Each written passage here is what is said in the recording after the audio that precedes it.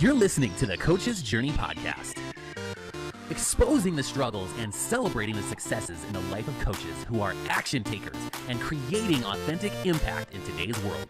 Whether you're just starting out, expanding your reach, or exploding your impact, you're in the right place right now. Stay tuned and be sure to subscribe to this podcast. Now, here are your hosts of the Coach's Journey podcast.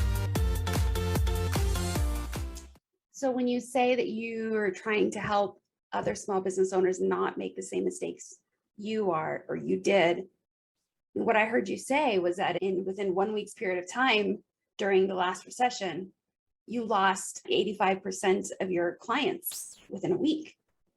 What mistakes do you feel like you made that you can not make again? You know, is it around kind of mitigating against unknown factors, or what are you kind of thinking? We had one stream of income. Mm. And that one stream of income dried up. I think the number one in any business is the most dangerous. If you've got one stream of income, one product, one service, one of you, one customer, if that one disappears, you don't have a business. I think it was even Dan Kennedy that said that the number one is the most dangerous number in business. At that time, all of our clients were retained clients delivering marketing services. That's the only way that we earned money. Today, the diversification of my business, where I have group coaching programs, I have online training products, which effectively give me monthly recurring revenue for very little of my time once they're created. Yeah. They can take a long time to create sometime, and the coaching is a couple of hours of my time per week to do that group coaching stuff. The training aspect, they're created, it's about marketing it. And then the agency is about managing the agency side of things. So we have these three streams of income.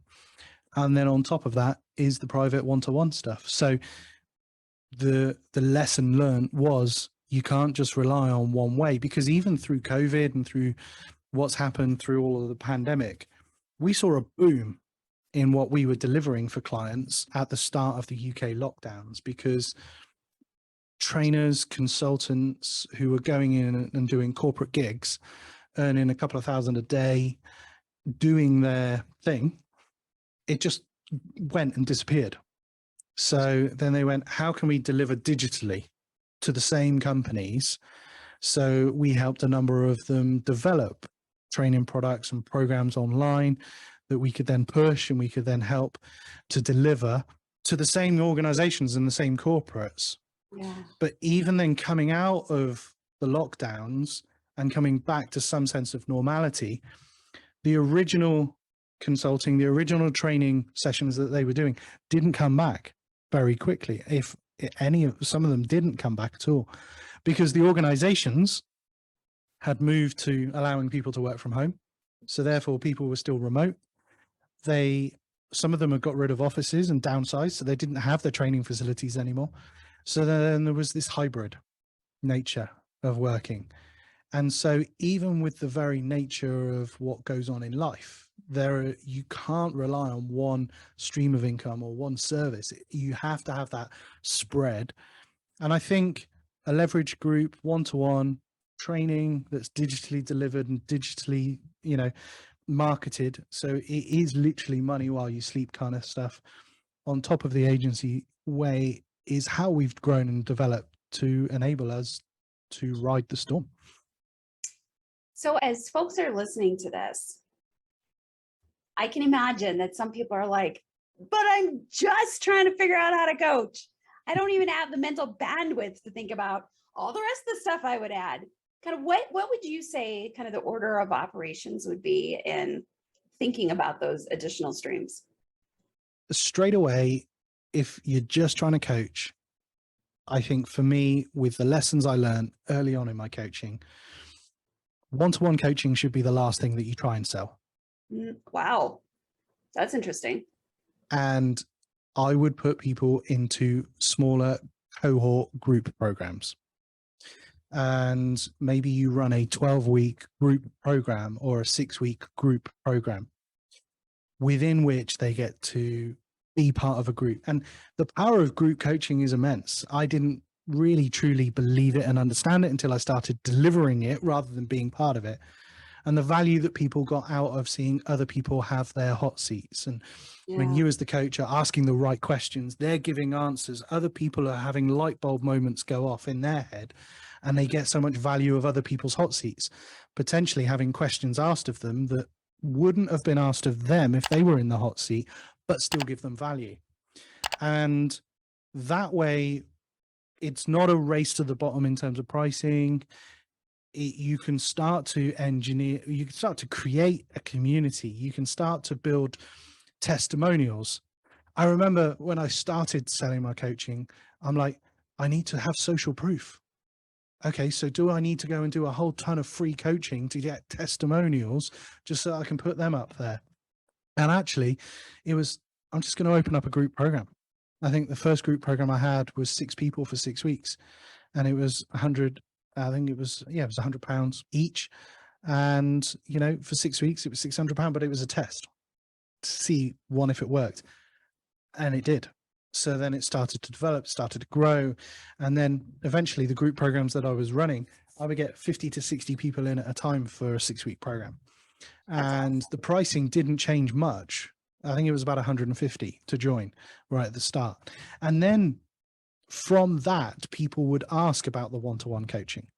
A lot of people at that time were talking about marketing funnels. This was like 2014. Marketing funnels is the best thing. Set up a lead magnet, set up a tripwire product, get them into a core offer product.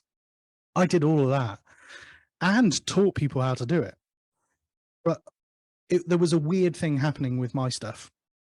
People would see my content, they'd maybe get a lead magnet or register for a webinar, but they'd skip all the bits in between and go straight to the, I want to work with you one-to-one.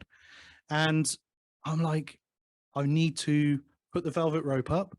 I need to reduce the number of people that I can.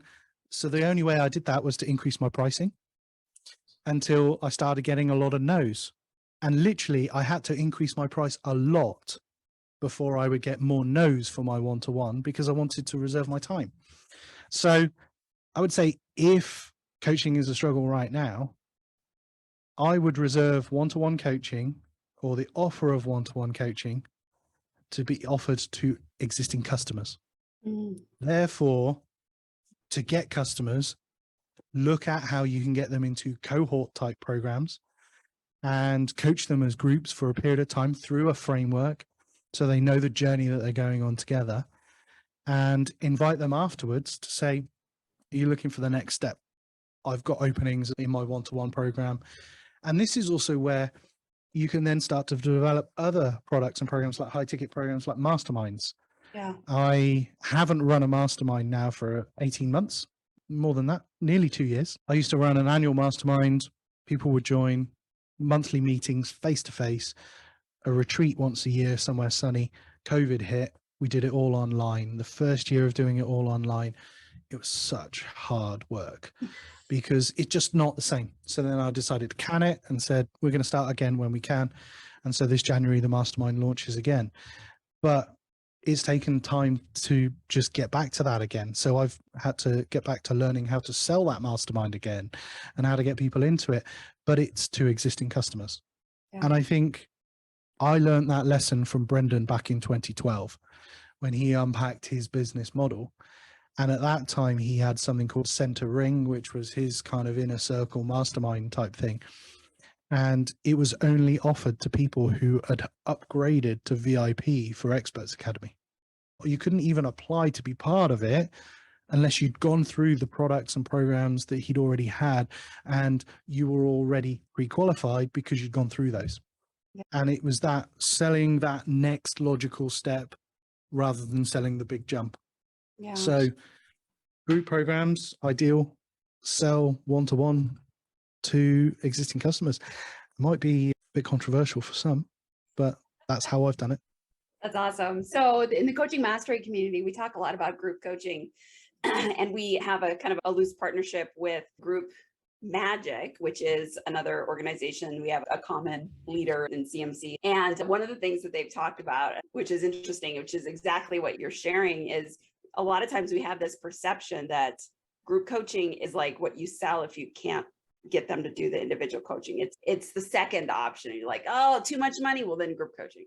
But rather the idea that group coaching actually is the most valuable, and putting that out there is like, that's the cream of the crop goal, is to get people into group coaching. And so there's this whole mind shift about that I think a lot of us, and I certainly, coming from the mental health field as a psychologist, we always did group coaching, or we tried to do group coaching. And there was, people have perceptions, well, especially in mental health. I'm depressed, I'm anxious, I've got all these personal problems, I don't want to share them in front of other people. So group coaching or group therapy was very challenging. And we even billed it. Like if we billed $150 for an individual session, we would bill group coaching as or group therapy as like a third of that. And so there's a framework around that. So I even went into the coaching space with that same perspective. So it's been interesting as I've been challenged to think about things different. And now you're challenging me again, which is good. I think when in 2013, 2014, when I got the franchise for the Business Wealth Clubs, the model was to get a local business community club going, and that would meet twice a month for breakfast and have a group coaching session in person. And then once a month, there'd be a workshop following that. I had the second most successful club in the UK in the franchise within 6 months. Wow. I had over 60 people paying me $197 a month to be part of that community. And it was the power of community that got them and kept them. So I know when people are looking to find answers to problems that they have in their life, fix the challenges that they have, when they're looking for a coach or they're looking for an answer and a coach pops up, what will attract them more, I think, and from my experience, is one, they want access to that expert. Two, they want community. And three, they want the best practices. So they want somebody who is living and walking it, rather than, and I remember when I was looking for coaches, I was talking with business coaches who had run a business like 15 years before and never actually been running their own business, or they've been made redundant from a corporate and they hadn't had the business experience when I was looking for business coaching. So it's that role model that I was looking for, the best practices in the community. And that's, I think, still the same today, and probably more so because of the power of disconnection we've had over the last few years. People want the power of community, access to the mentor, and the best practices. And that trifecta works so well within a group coaching model. And then your expertise and your positioning changes. If your one-to-one coaching is far more expensive for them to get into, it costs more, because you offer so much more value and it's one-to-one rather than one-to-many, and they get dedicated time and dedicated focus. And that's why I position it that way around, rather than trying to sell the one-to-one coaching and a downsell to group, because I think it works better the other way around. Yeah, well, that's fantastic. And I think a very valuable insight. I'm curious, what would you say are the top mistakes that you see coaches making, whether they're marketing, whether they're delivering services, that are like shooting themselves in the foot? I can be guilty of all of these things. Right? We're not perfect. Over delivery, number one. Tell me about that. I remember in the early days, I would obviously have coaching sessions billed out at $97 per session. And so we'll be going for 45 minutes. An hour and a half in, I'm still there. And even to a point at which, when they then send a text or an email, and spending time answering that and, giving more, because of the perception that I had in my mind, if I give more value, I'm going to get more. But what that did is it conditioned them to believe that each session would then become that long, and that I would go the extra mile and help them further. So I think over delivery, because I came at it from a servant heart perspective rather than a money-making perspective, I wanted to serve people. I wanted to help people. And I believe that's the right way we enter the coaching world, but it can be so dangerous because we want to give more in that sense. I think the second mistake that I made for many, many years was not valuing me enough and not valuing that transformation I could bring. And it was a long journey to go on for me to reframe my thinking to selling based on the value that I'm bringing rather than my time. And it was a journey, and it is a struggle sometimes to see real transformation, particularly, like I said before, when you're coaching and people aren't taking action. So you're not seeing transformation because they're not taking action. So the way I fixed that was by saying, well, do you want us to do it for you? Because then we would see the transformation, then we would see the value. Then in my mind, I'm like, I know what I'm talking about. I know what I'm doing here, and I can really help people. So undervaluing and not believing in myself enough was a mistake. And I think that can transition into marketing, that can transition into how you are in the world. Because if you don't believe in yourself enough, when you're then talking, does it come across as you being in a position of full integrity? Yeah. Because you've got to be absolutely sold out and believe in your heart of hearts that what you're doing is going to transform lives. If you don't, it will come across. And then the marketing and the messaging and the videos, and now things like the podcasts and the lives you do, it will come across that you're struggling. That I'm listening to someone and I don't really believe that they believe it themselves. And that's what can come across. Yeah. And then I think the third mistake is thinking that you can do it all by yourself. I think it was James Wedmore that said, you can go fast on your own, but you can go further together. And the power of building team is immense. Yeah. Team doesn't mean you have to start employing. Team could mean coming alongside people, being part of a community, coaching mastery community. It could mean finding freelance support on an ad hoc basis.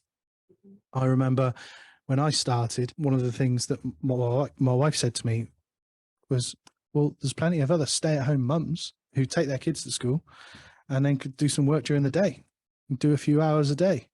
And so my first employee was someone who literally did drop their kids off at school, came to work in the office for a few hours and then went to pick them up and had all the school holidays off.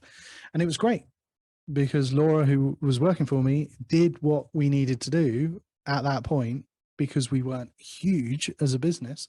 And she really helped me to start that cycle of bringing team on. And today, I know I can leave the business for a week, 2 weeks, things will keep running and team will still deliver. And it's a powerful lesson, but it's scary, even in the light of the first business when we had staff and had to lay them all off. I'm like, if this goes wrong again, I've got all that headache of the relationship aspect and redundancy pay and all of that kind of stuff to pay. But I've just got to believe in my heart of hearts. I'm doing the right thing. I'm going in the right direction. Things are growing. Things are scaling. I can do this. So you don't have to do everything on your own. There's so many coaches that do think from an aspect of, I need to run all the accounts. I need to do the business admin. I need to do the marketing. I need to set my website up. I need to edit those videos. You can find people to do that. Those $5 and $10 jobs, give them to other people so you can focus on what you're supposed to be doing. You're listening to the Coach's Journey podcast.